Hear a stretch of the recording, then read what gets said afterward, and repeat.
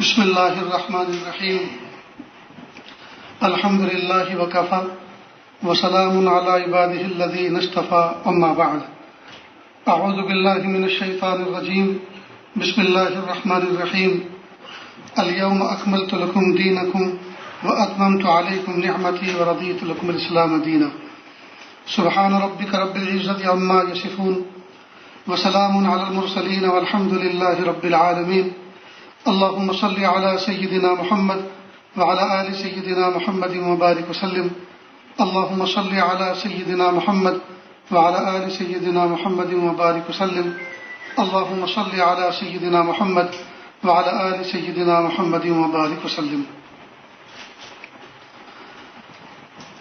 دوستو، اللہ کا لاکھ لاکھ شکر احسان ہے کہ اللہ رب العزت نے ہمیں پیدائشی طور پر مسلمان بنایا، اور اللہ رب العزت نے اتنی عظیم الشان دولت ایمان کی عطا فرمائی کہ اگر سجدے میں سر رکھ کر قیامت تک نہ اٹھائیں تو اس عظیم نعمت کا ہم شکر ادا نہیں کر سکتے. دین اسلام مکمل طرز حیات ہے، اور یہ طرز حیات اللہ تعالیٰ کو پسند ہے. اللہ رب العزت نے محبوب صلی اللہ علیہ وسلم کے ذریعے سے ہمیں اپنی رضا والا راستہ عطا فرمایا کہ جس راستے کو میرے محبوب تمہیں بتائیں اس راستے کو فالو کرو، اس کو چلو، اس پر عمل کرو، اسی میں تمہاری دنیا اور آخرت کی کامیابی ہے. اور اس بات کو یاد رکھیں کہ جب بندہ اللہ تعالیٰ کی عطا کردہ نعمتوں پر شکر کرتا ہے تو اللہ تعالیٰ موجودہ نعمت میں برکت بھی عطا فرماتے ہیں، اور اس شکر پر اللہ تعالیٰ وہ نعمتیں بھی عطا فرماتے ہیں جو ابھی تک نصیب نہیں ہوئی.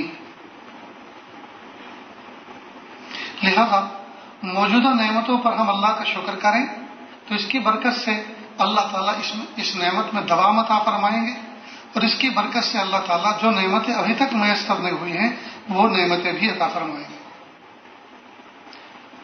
لیکن افسوس کی بات ہے کہ ہم کئی مرتبہ ظاہری کچھ نعمتوں پر تو شکر ادا کرتے ہیں، لیکن اللہ پاک نے جو ایمان جیسی، اسلام جیسی نعمت ہمیں عطا فرمائی ہے، ہم اس نعمت پر اللہ کا شکر ادا نہیں کرتے، یا چوک ہو جاتی ہے ہم سے.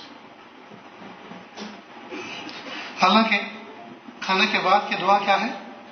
الحمدللہ الذی، پھر وجعلنا من المسلمین.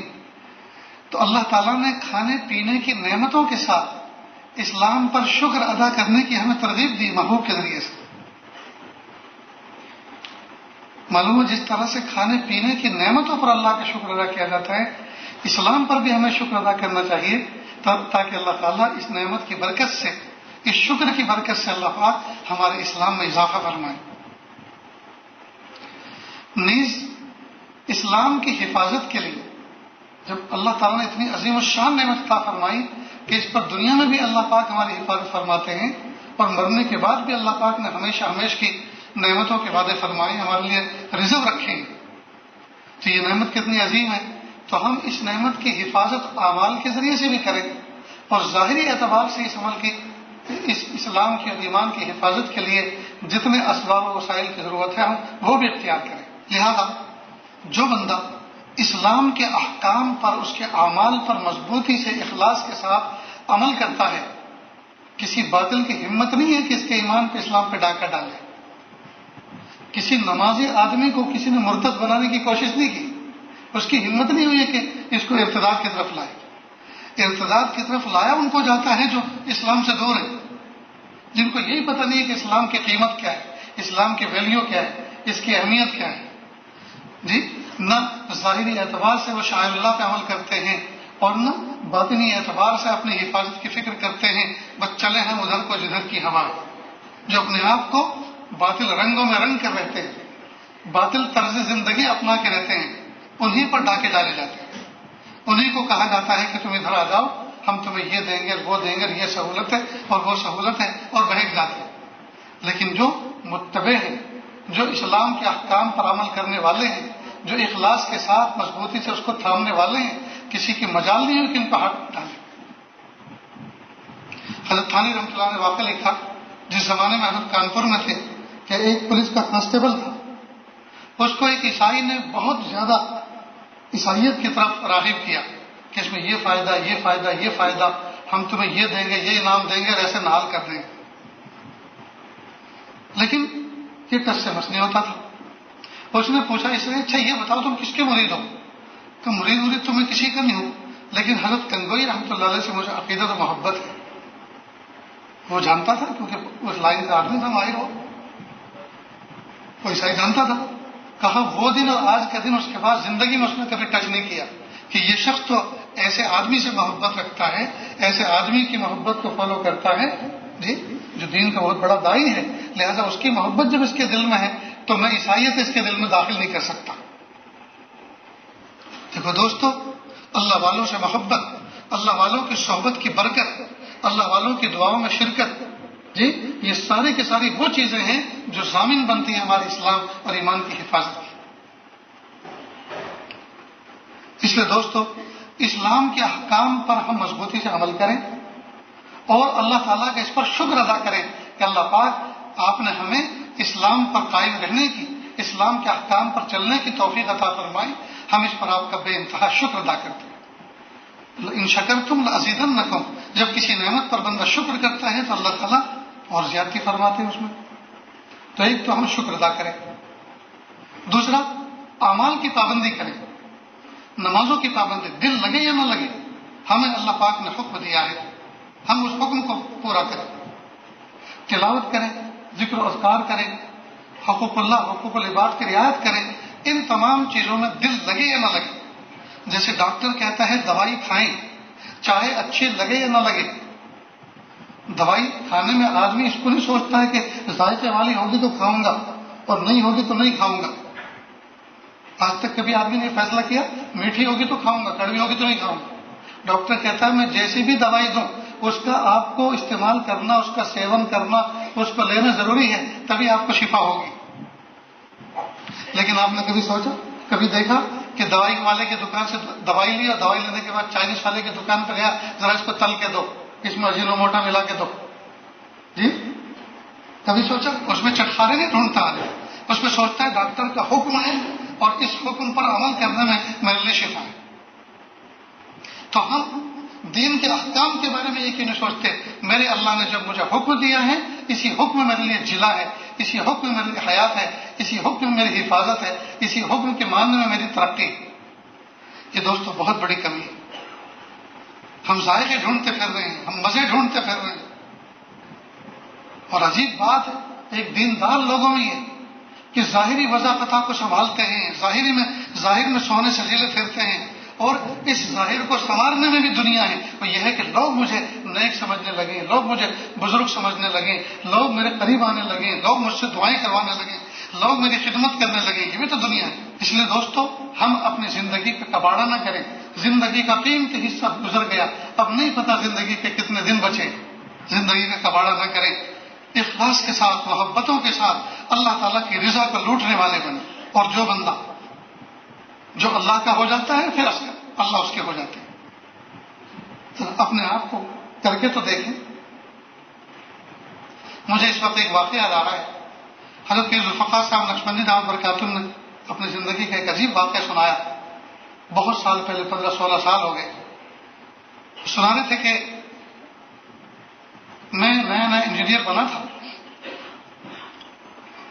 اور میں نے کچھ پیسے جمع کیے اور اپنے شیخ حضرت پیر غلام حبیب نقشبندی رحمۃ اللہ علیہ کو دیے کہ حضرت آپ میری طرف سے حج کر لیں.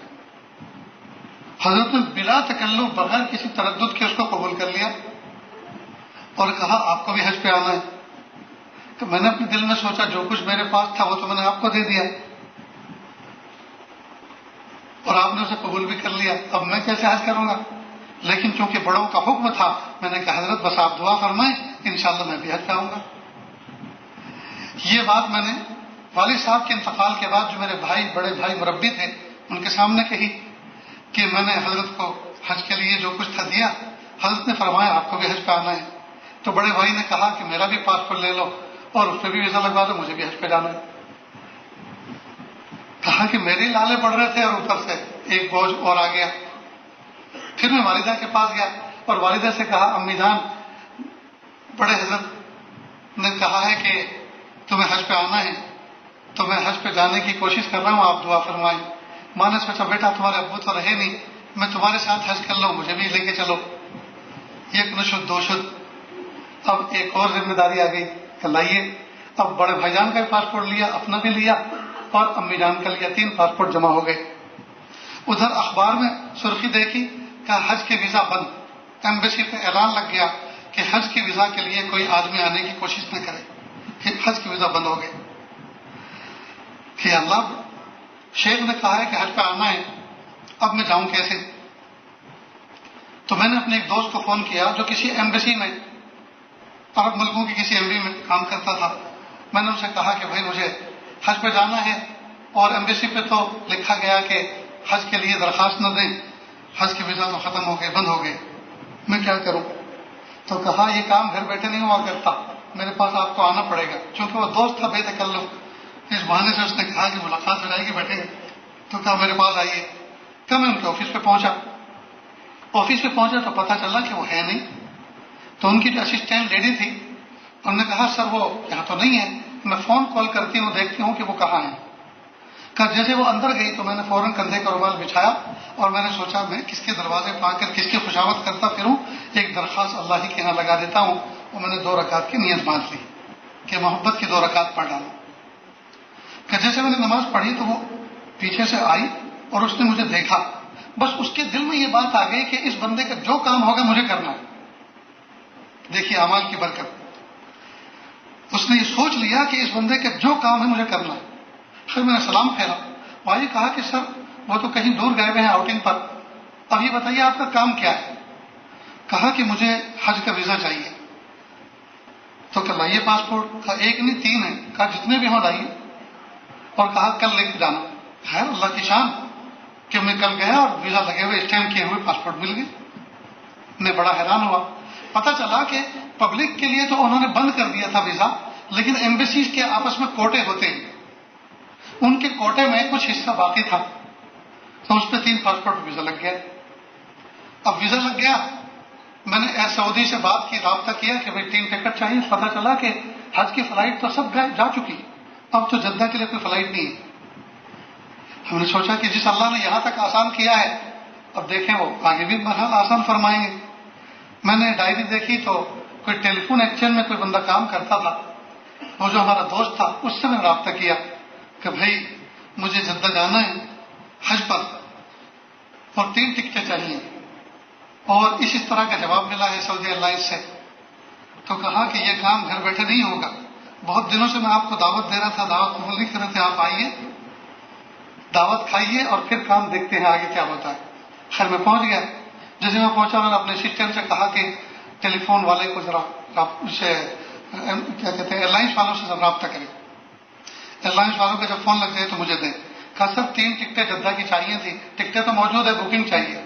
کہا سر آپ کون سی دنیا میں رہتے ہیں، آپ نے ٹی وی نہیں دیکھا، اخبار نہیں پڑھا، جدہ کی فلائٹ تو کلوز ہو گئی، اب تو وہاں نہیں جائیں گے۔ کہا ٹھیک ہے تو پھر ایسا کرتے ہیں، میں ابھی 2 بندوں کو لائن مین کو بھیجتا ہوں، وہ آپ کے آفس کے سامنے کی جو لائن پڑی ہوئی ہے کھود کے بیٹھ جائیں گے، اس لیے کہ جب کام ہی نہیں ہے تو اب آپ کو فون چالو کرنے کی کیا ضرورت ہے، آپ کے فون بند کروا دیتے ہیں ہم۔ کہ نہیں سر ایسا مت کرنا، دوسری لائن پہ کراؤڈ بہت ہے، ہمیں تو بہت زیادہ بزی رہتے ہیں اور فون کے بغیر تو ہمارا کام نہیں ہوگا۔ کہ نہیں جب ہمارا کام نہیں ہو سکتا، زندگی میں آج پہلی مرتبہ کام پڑا ہے، ہمارا کام آپ نہیں کر سکتے تو پھر آپ کا کام ہم کیوں کریں؟ کہ نہیں سر ایسا مت کرو، میں ایک کمپنی کو سجیشن دیتا ہوں کہ ایک فلائٹ جدہ کے لیے اور بھیج دیں تاکہ جو وہیں سے پیسنجر ہے وہ چلے جائیں، ان کو چانس مل جائے۔ خیر اللہ کی شان، انہوں نے کمپنی کو سجیشن دیا، کمپنی والوں نے ایک فلائٹ جدہ کے لیے مختص کر دی کہ یہ جائے گی۔ کہا چند دنوں کے بعد پوری فلائٹ میں یہ 3 فقیر بندے، یہ عاجز، میری والدہ، میرے بھائی، بس ہم 3 تھے، باقی عملہ تھا اور کوئی بھی نہیں تھا۔ جدہ فلائٹ پہنچی کہ یہ وہ دور تھا جب وہاں کے مقامی دوست احباب، وہاں کام کرنے والے، وہ اندر تک ایئرپورٹ میں آ جاتے تھے۔ تو میرے بہت سارے دوست احباب کو پتہ چلا کہ ذوالفقار آ رہے عمرے پر اپنی والدہ اور بھائی کے ساتھ، تو بہت سارے لوگ ملنے کے لیے آ گئے۔ تو ایک نوجوان میرے ساتھی یونیورسٹی کے زمانے کے آئے اور قریب آنے کے بعد کہنے لگے ذوالفقار جس وقت میں یہاں آیا تھا تو میں نے آپ سے ایک رقم قرض پہ لی تھی، آپ کو یاد ہے؟ ہاں یاد تو پڑتا ہے۔ تو کہا اس سے بہتر کوئی موقع اور نہیں ہو سکتا، میں اس کو ادا کرنے آیا ہوں. کہ وہ اتنی بڑی رقم تھی، ہم تینوں کا حج آسانی کے ساتھ سارا کے سارا ہو گیا. یہ پورا واقعہ دوستوں سنا کر اصل بات سمجھانی یہ تھی، ایک عمل جو اللہ کے لیے 2 رکعت نماز کا اخلاص کے ساتھ ہوا، اس عمل کی برکت یہ ہوئی کہ اللہ پاک نے سارے کلوز راستے، سارے بند راستے اللہ پاک نے واہ کر دیے، کھول دیے. میرے بھائیوں، عمل کی اہمیت کو سمجھیں. نفس و شیطان ہمیں یہ سجھاتا ہے تمہارے سجدوں سے کچھ ہونے والا نہیں، تمہاری نمازوں سے کچھ ہونے والے نہیں، تمہارے ذکر و اذکار سے کچھ ہونے والا نہیں، یقیناً کچھ ہونے والا نہیں. لیکن کرنے والی ذات تو اللہ کی ہے، حکم دینے والی ذات تو اللہ کی ہے. ہم حکم کو پورا کرنے والے بنیں، ٹوٹا پھوٹا جیسا بھی ہو ہم اپنے آپ کو اللہ کے سامنے پیش کریں، اللہ کی رحمت منتظر ہے. تو ہم اعمال کی اہمیت کو سمجھیں. ہم کیوں عمل نہیں کر رہے دوستوں؟ ہمیں نفس و شیطان نے کیسا دھوکے میں ڈالا ہے کہ تمہاری دعائیں تمہارے سر سے اوپر جانے والی نہیں، تمہاری نمازیں قبول ہونے والی نہیں، جی تمہارا ذکر و اذکار قبول ہو، تم تو بہت گنہگار ہو، تم تو بہت پاپی ہو، تم تو مجرم ہو. ہم پاپیوں کو تو اللہ پاک نے حکم دیا نماز پڑھو، ہم پاپیوں کو تو اللہ نے حکم دیا استغفار کرو، توبہ کرو. ہم پاپیوں کو تو اللہ نے حکم دیا کہ آپ مجھے پکارو، میں تمہاری دعاؤں کو قبول کروں گا. ادعونی استجب لکم. یہ نہیں کہا نیک لوگ ہو کر، نیک بن کر، متقی بن کر مانگو گے تو دوں گا، نہیں ہے تو مطلق کہا ادعونی استجب لکم، مجھے پکارو میں تمہاری صداؤں کو سننے والا ہوں. اس لیے دوستو بالکل مایوس ہونے کی ضرورت نہیں ہے. ہاں البتہ ایک اضافی کام کرنے کی ضرورت یہ ہے کہ ہم گناہوں کو مکمل چھوڑ دیں، خیالوں کے گناہوں کو بھی چھوڑ دیں، فزیکل دنیا سے تعلق رکھنے والی معصیت کو بھی چھوڑ دیں. پھر دیکھو دوستو اللہ کی رحمت کیسی چھم چھم برستی ہے. ہم کچھ نہیں کر سکتے اپنے بھائیوں کے لیے، مظلوموں کے لیے کچھ نہیں کر سکتے، تو کم از کم ان کی خاطر، ان کی محبت میں گناہ چھوڑ کے ان کے لیے دعا کرنے والے اور اللہ کے مقرب بندے بننے کی کوشش تو کریں. یہ تو ہمارے اختیار میں ہے. ہم نے مانا کہ مظلوموں کی مدد کے لیے ہم جا سکتے ہیں، اور جائیں تو سوئی تک نہیں لے جا سکتے، دوسری بات تو دور کی بات. تو کم از کم ہم ان کی محبت میں گناہوں کا ترک کر کے جی ہم اللہ کی ذات کے سامنے 2 آنسو بہانے والے تو بنے، ہاتھوں کا پیالہ بنا کر اللہ سے بھیک مانگنے والے تو بنے. کب دوستو ہم ہر مستیوں سے باہر نکلیں گے؟ کب ہم اللہ کی طرف رجوع کریں گے؟ کب تک ہم دنیا کے تماشے دیکھتے رہیں گے؟ ہم با کردار کب بنیں گے؟ با عمل کب بنیں گے؟ با اخلاق کب بنیں گے؟ اپنے عملوں کے اندر جان کب پیدا کریں گے؟ اللہ تعالیٰ سے مضبوط رسی کا رابطہ کب تھامیں گے دوستو؟ زندگی کا قیمتی حصہ گزرتا جا رہا ہے. اس لیے آج کی اس مجلس میں، آج کی اس محفل میں سچے دل سے اللہ سے توبہ کر لیں کہ پیارے اللہ ہم گناہ نہیں کریں گے، ہم معصیت نہیں کریں گے، آپ ہماری مدد فرما دیجیے.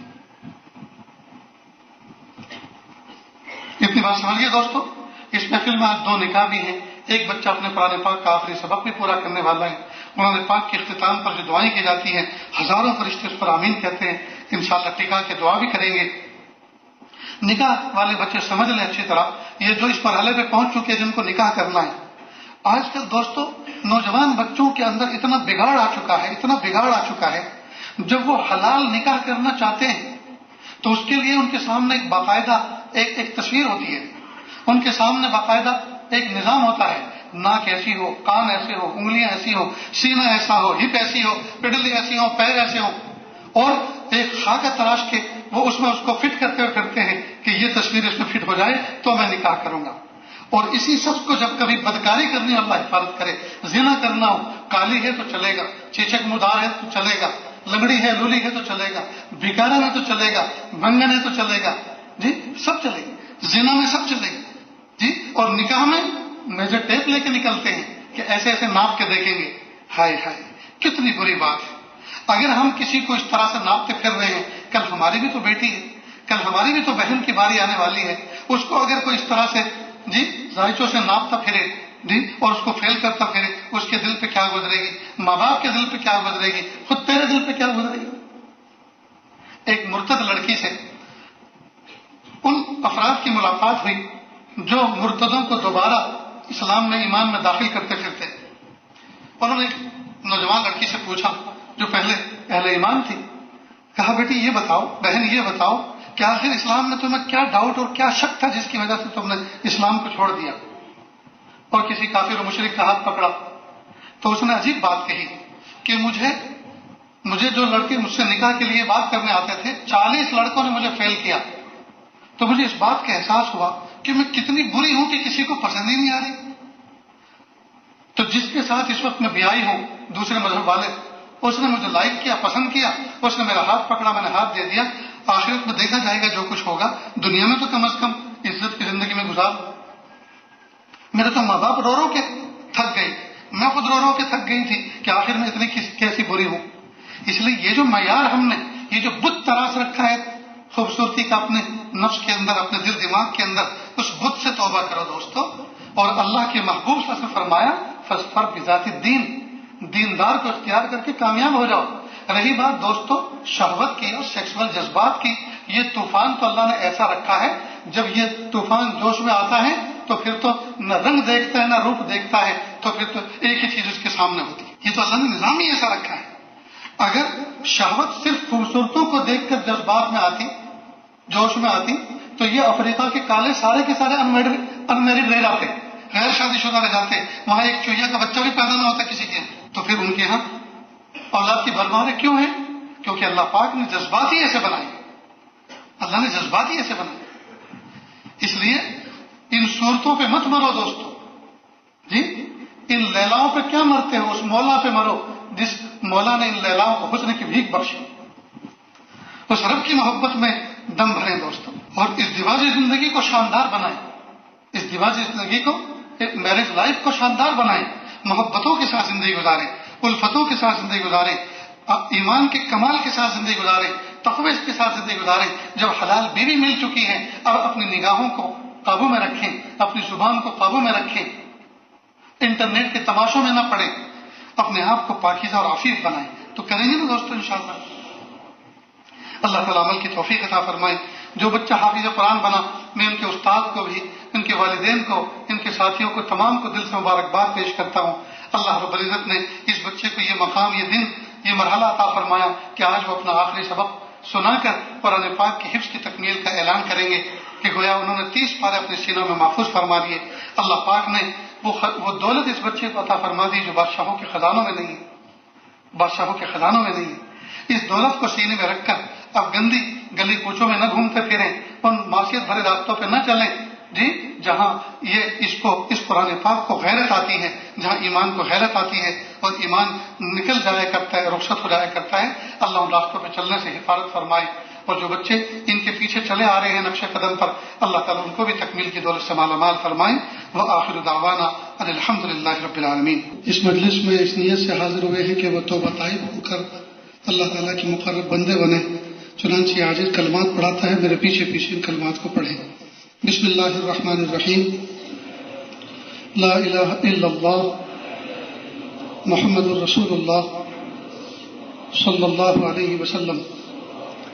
اشہد ان لا الہ الا اللہ واشہد ان محمدا عبدہ ورسولہ. استغفر اللہ ربی من کل ذنب واتوب الیہ. آمنت باللہ کما ہوا باسمائہ وصفاتہ وقبلت جمیع احکامہ اقرار باللسان وتصدیق بالقلب. وصلی اللہ تعالی علی خیر خلقہ محمد وعلی آلہ واصحابہ اجمعین برحمتک یا ارحم الراحمین. اللہ کا لاکھ لاکھ شکر احسان ہے. یہ کلمات پڑھنے کے بعد ہم تمام کے تمام توبہ طائب ہو گئے. اللہ تعالیٰ ہماری توبہ کو قبول فرمائے.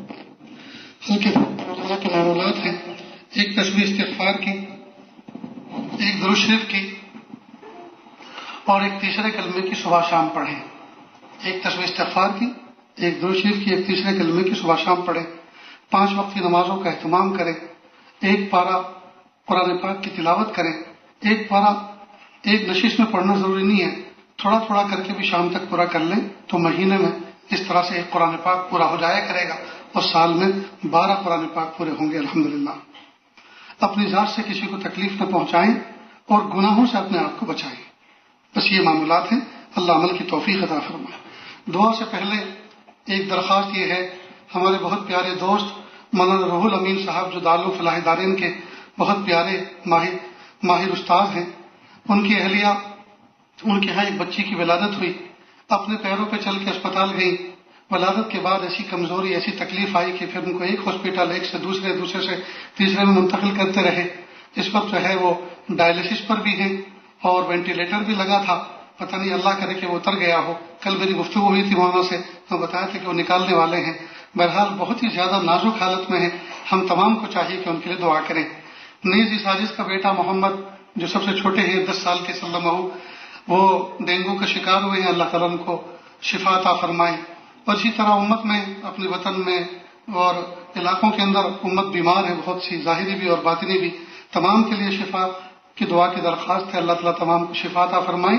اور اسی طرح جو پورے عالم میں اس وقت اہل ایمان کے اوپر ایک خاص قسم کی کیفیت اور حالت آئی ہوئی ہے، اللہ تعالیٰ امت کو عزت کے دن دکھائے اور اللہ تعالیٰ اپنا قرب عطا فرمائے اور اپنی خصوصی مدد سے اللہ تعالیٰ اس امت کو مستفیض فرمائے۔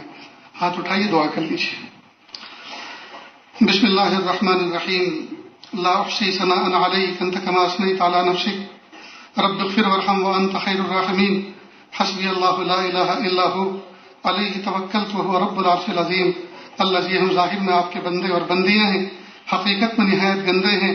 اللہ ہمارے دلوں کی گندگی کو دور فرما، ہمیں اپنی بندگی کا سلیقہ عطا فرما، شرمندگی والے کاموں سے ہماری حفاظت فرما، برے دن سے، بری بات سے، بری رات سے، برے انجام سے ہماری حفاظت فرما، سوء خاتمہ سے ہماری حفاظت فرما۔ اللہ جی، یہ ہاتھ اٹھائے جانے کے قابل نہیں اور یہ زبان کو سوال کرنے کے قابل نہیں، آپ سے نہ مانگے تو کس سے مانگے، آپ سے سوال نہ کریں تو کس سے سوال کریں۔ ایک کمزور، ایک قوی کے دروازے پر، ایک سائل، ایک سخی کے دروازے پر، ایک محتاج، ایک غنی کے دروازے پر حاضر ہے۔ میرے پیارے اللہ، ہم آپ سے بھیک مانگتے ہیں۔ اللہ، آپ نے ہم کمزوروں کو یہ حکم دیا، وَأَمَّا السَّائِلَ فَلَا تَنْهَرْ، سائل کو چھڑکو نہیں، سائل کو ڈانٹو نہیں۔ اے میرے پیارے رب، آج ہم بھی تو سائل بن کر مبارک دن میں، مبارک گھڑی میں، مبارک وقت میں، مبارک جگہ پر آپ کے دربار میں پیالہ بنا کر ہاتھوں کا کہ اللہ بھیک مانگ رہے ہیں۔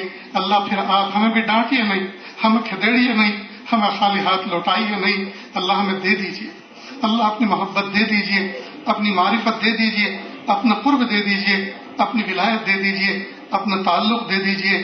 میرے پیارے اللہ، میرے پیارے رب، میرے سونے رب، میرے محبوب صلی اللہ علیہ وسلم کے امتی جہاں جہاں مظلوم ہے، اللہ ان پر مدد بھیج دیجیے، اللہ ان پر مدد بھیج دیجیے۔ وہی مدد جو آپ نے جنگ بدر میں بھیجی تھی کہ اللہ وہ بھیج دیجیے، اللہ وہ بھیج دیجیے، اللہ وہ بھیج دیجیے، اللہ وہ بھیج دیجیے۔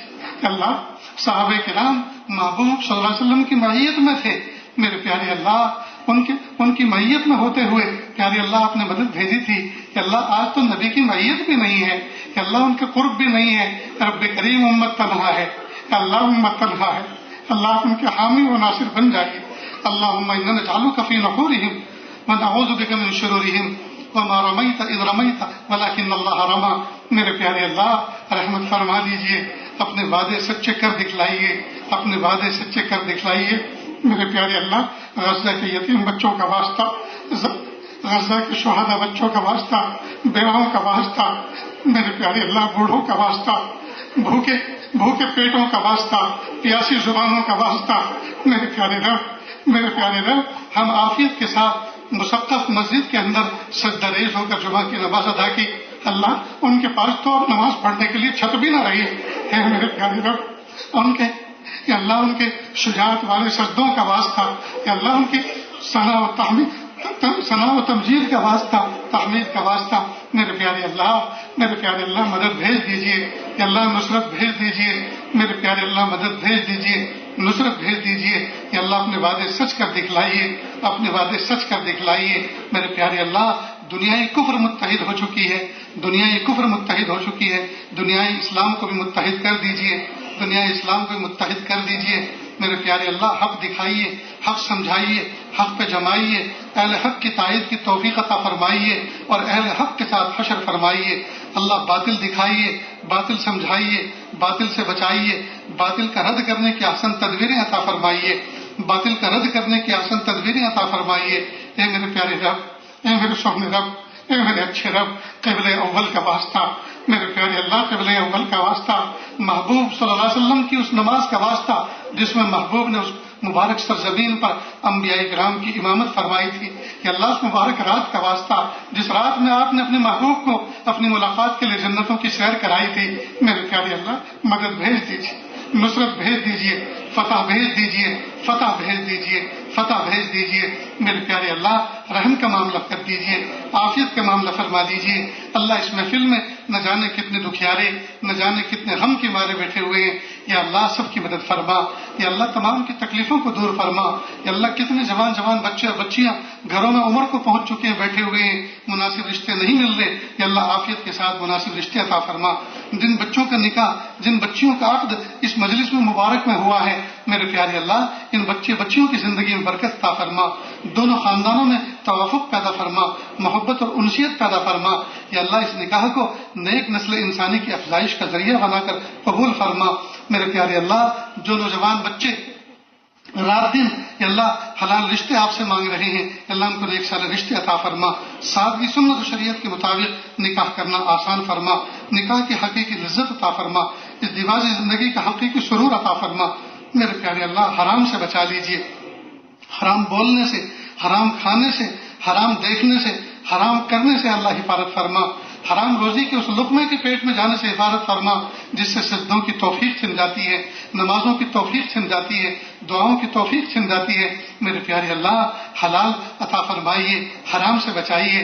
میرے پیارے اللہ مسجد اقصیٰ کو آزاد فرما، مسجد اقصیٰ کو رہا فرما، یا اللہ ظالم یہودیوں کے ظلم سے، یا اللہ شریروں کی شرارت سے، ساحروں کے سحر سے، جادوگروں کے جادو سے اور ریشہ دوانی کرنے والے ریشہ دوانیوں سے، یا اللہ پوری امت کی حفاظت فرما، امت کے علماء صلاح کی حفاظت فرما۔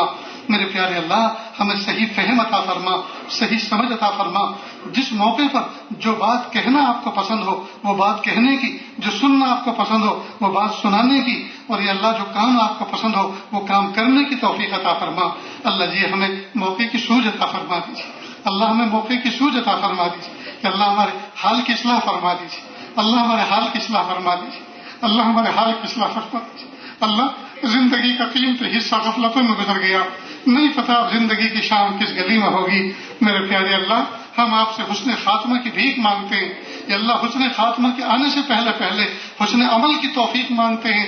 میرے پیارے اللہ حسن عمل کی توفیق دے دیجیے، یا اللہ زندگی کا ایک ایک لمحہ قیمتی بنا دیجیے، زندگی کا ایک ایک لمحہ قیمتی بنا دیجیے، یا اللہ اپنے دین کے لیے، اپنی محبت کے لیے اللہ چن لیجیے، منتخب فرما لیجیے، مجتبی یا اللہ اجتبا فرما لیجیے، اجتبا فرما لیجیے، اجتبا فرما لیجیے۔ میرے پیارے اللہ، میرے پیارے رب، میرے سونے رب، جمعہ کا مبارک دن ہے، دو بچوں کے نکاح کے ذریعے سے ایمان کی تکمیل ہوئی ہے، اور ایک بچے نے قرآن پاک کے اختتام کی تکمیل کی ہے، حفظ کی تکمیل کی ہے، اور حفظ کی تکمیل پر جو دعائیں کی جاتی ہیں اللہ 70,000 فرشتے ان دعاؤں پر آمین کہتے ہیں۔ اے میرے پیارے رب اس مبارک گھڑی کا واسطہ، ان مواقع کا واسطہ، اس مجلس کا واسطہ، اس خانے خدا کا واسطہ، سفید داڑھی والوں کی داڑھی کا واسطہ، معصوم طلبہ کی، یا اللہ حضور پاک کے مہمان ہونے کا واسطہ، یا اللہ مہمان رسول کی مہمانی کا واسطہ، اے میرے پیارے رب بس ایک رحمت کی نظر اس محبوب صاحب کی امت پر ڈال دیجیے، ایک محبت کی نظر، ایک رحمت کی نظر ڈال دیجیے، ایک رحمت کی نظر ڈال دیجیے، ایک رحمت کی نظر ڈال دیجیے۔ تیری ایک نظر کی بات ہے، میری زندگی کا سوال ہے، مجھے اپنی پستی کی شرم ہے، تیری رفتوں کا خیال ہے، اپنے دل کا میں کیا کروں اسے پھر بھی شوق وصال ہے۔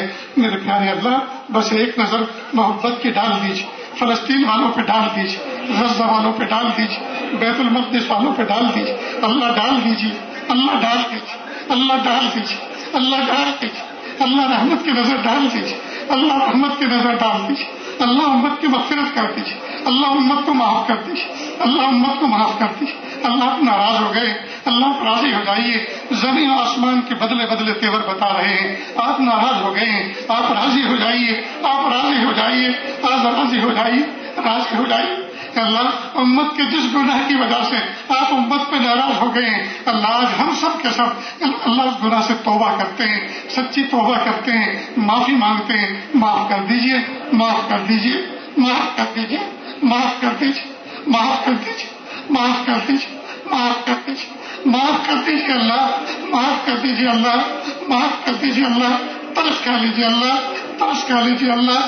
بھوکوں کی بھوک کو دیکھا نہیں جاتا، پیاسوں کے پیاس کو دیکھا نہیں جاتا. میرے پیارے اللہ، اللہ کفر خوش ہے، یا اللہ دنیا باطل خوش ہے، یا اللہ دنیا باطل بغلیں بجا رہی ہے. اے میرے پیارے اللہ، یا اللہ امت کو خوشی کا موقع دے دیجئے، یا اللہ آنکھیں ٹھنڈی کر دیجئے، دلوں کو پرسکون کر دیجئے. اللہ ہم سب کو اپنا بنا لیجئے، اللہ ہم سب کو اپنا بنا لیجئے. اللہ تینوں حرم پاک کی حفاظت فرما، مساجد اسلامیہ، مدارس دینیہ، مکاتب قرآنیہ کی حفاظت فرما، اہل علم حضرات کی حفاظت فرما. جو مشائخ بیمار ہیں اللہ ان کی عمر و برکت عطا فرما، شفا کامل عطا فرما، صحت کامل عطا فرما. ماضی قریب میں جن کا انتقال ہوا اللہ ان کی مغفرت فرما، ان کو قرب کے اعلی درجات عطا فرما. یا اللہ جو بیمار ہیں ان کو شفا عطا فرما، صحت عطا فرما. جو مقروض ہیں ان کے قرضوں کی ادائیگی کی یا اللہ شکل پیدا فرما. اللہ ہمارے قرض بڑے نہیں ہیں، آپ کے خزانے بڑے ہیں. ہمارے مرض بڑے نہیں ہیں، آپ کی شفا بڑی ہے. ہماری تکلیفیں بڑی نہیں ہیں، آپ کی رحمتیں بڑی ہیں. میرے پیارے اللہ دامن آپ سے، یا اللہ دامن آپ میں امت کو چھپا لیجئے، امت کو چھپا لیجئے، امت کو پناہ دے دیجئے. یا اللہ امت پر یا اللہ کشادگی فرما دیجئے، رحمت کو عام کر دیجئے، برکتوں کو عام کر دیجئے. میرے پیارے اللہ جو مانگے عطا فرما، جو مانگنے چلے گئے وہ بھی عطا فرما. اللہ جی مانگنا نہیں آتا، بن مانگے عطا فرما، مانگنے کا ڈھنگ و سلیقہ عطا فرما. صلی اللہ تعالی علی خیر خلقہ محمد و آلہ و اصحابہ اجمعین برحمتک یا ارحم الراحمین.